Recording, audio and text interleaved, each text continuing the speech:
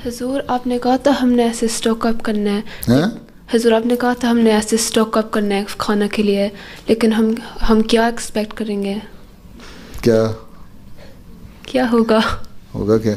मतलब हालात तो देखो दुनिया के ख़िलाफ़ हो रहे हैं, इकनॉमिकली भी हालात ख़राब हो रहे हैं, जंग भी हो सकती है, एक अलग इशू है वो, जंग की वजह से भी हालात ख़राब हो सकते हैं। और जो जिसको थर्ड वर्ल्ड कहते हैं उसमें वैसे ही क्राइसिस बहुत ज़्यादा आ रहे हैं, उनके वहाँ अलग एक तीसरी मुसीबत उनको आ सकती है। इसलिए कम से कम 1.5-2 महीने का राशन इतना तो रखो, घर का गुजारा कर सको। चावल है, आटा गंदम है, दालें हैं, खा सको। हाँ, पाकिस्तान में जंग हुई है ना 65 में, लंबा 15-20 दिन चली थी हालांकि इंडिया और पाकिस्तान की, तो लोगों को आटा उटा भी नहीं खाने को मिलता था, सब्ज़ी नहीं मिलती थी, तो गंदम जो थी ना, वीट उबाल के खाते थे सिर्फ